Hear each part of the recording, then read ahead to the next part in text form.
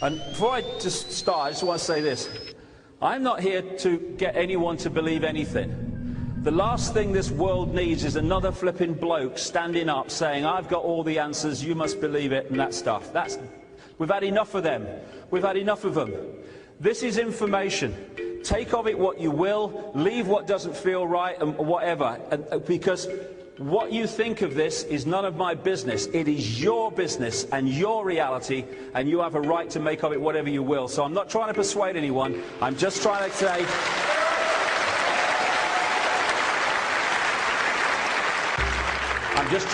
here's another way of looking at the world. The way you look at the world is completely your choice, completely respected from here for a start. Now, a long, long time ago, well before what we call recorded history, the world was a global society, and it was an advanced global society. This is where these fantastic ancient structures came from. That, you know, the archaeologists and people saying, well, we couldn't build that today. How did they do it? Well, yeah, see that 400-ton stone, mate? You know what they did?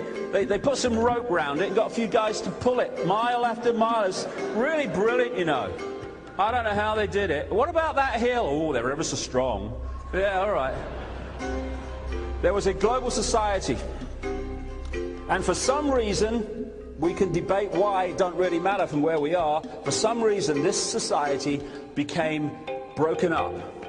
And it started to operate in isolation all over the world.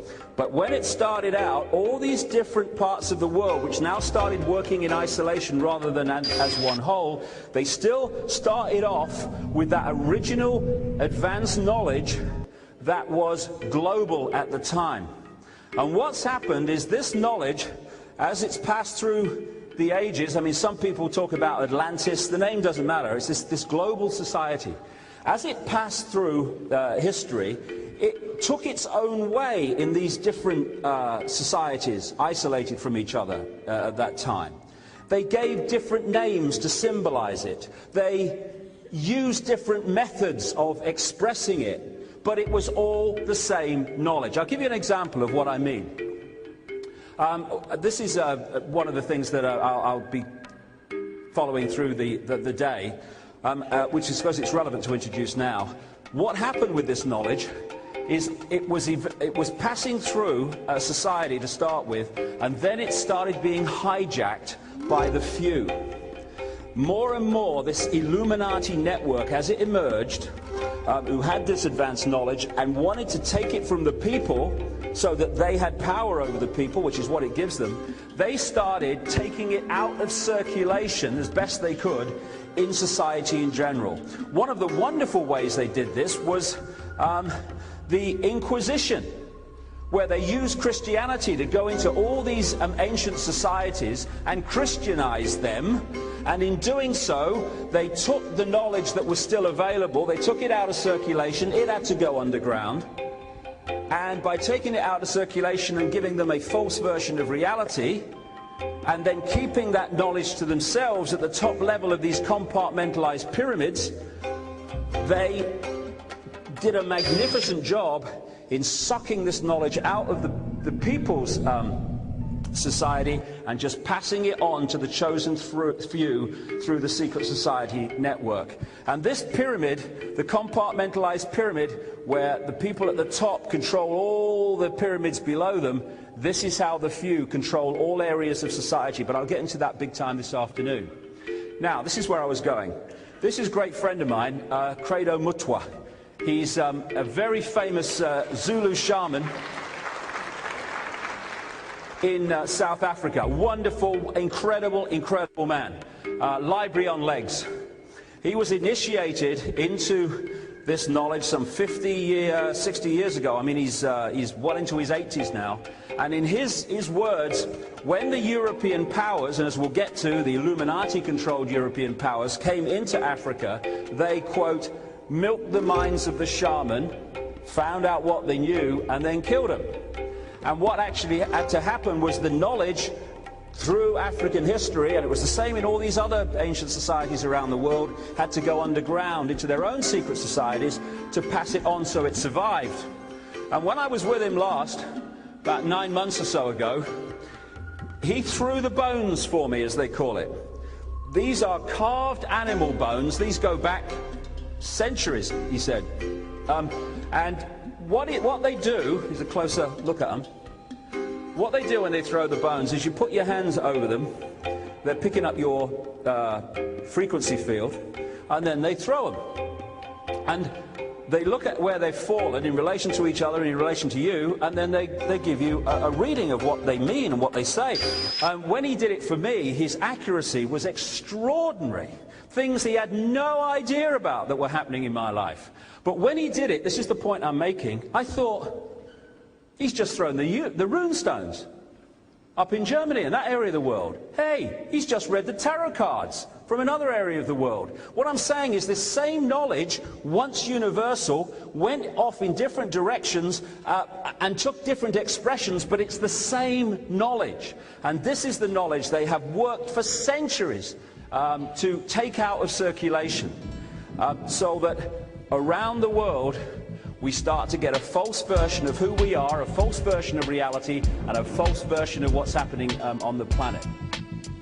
So this first global society broke up into different areas, but this Illuminati kept passing this knowledge through from the top level of that pyramid, and this is the knowledge that the people in control of the world actually still have, and they use it and honors, and they also put it in front of our eyes in terms of symbolism. This is known as the Seal of Atlantis, apparently. But versions of it have been found around the world. The seal, the circle. This is what they built for Bush when he was accepting the presidential nomination from the Republican Party. Because the top level of these organizations of power work with this knowledge all the time. And when we get to the last section, we'll see that it's not just symbolism for symbolism's sake, it's actually having an effect on us and the way we see the world. There's Bush, nice man, never goes home. And this is the Republican celebration that Bush was again going to be their presidential candidate. So, here's Bush, one of these bloodlines. Interbreeding is not a great thing, it seems. One of these bloodlines that has gone through from the ancient world, as I'm going to come to in a second, because presidents are not created by or selected by ballot, they are selected by bloodline. There is another version of Bush's history, though, and I think there's a lot of truth in it. I have great sympathy with this one. But somehow it becomes president of the United States. Something's wrong with the world. Now, when you start researching this, one area of the world, like I say, it's all over the place, but one area of the world that really you start to pick off is this area here. What we now call Iraq and that area of the world, what a coincidence, what was once known as Sumer and Babylon. Babylon comes up again and again in Illuminati research. And what you find is a series of bloodline networks that were behind the Babylonian Empire when that was a massive, massive center of power. And they moved up into Italy, particularly to Rome, where they became the Roman Church and the Roman Empire. And then they moved up into Northern Europe, where they became the aristocracy and royal families, in truth, royal family of Europe. And then, through the empires, started to go global, the British Empire, etc. Now, in Babylon, I'm going to get into this in some detail soon, in Babylon, this advanced knowledge was held and was fundamental to the control of that society and the way it was run. And from this center, we have now reached a point of global Babylon, where the same situation is emerging globally as happened there. Of course, the Babylonian Empire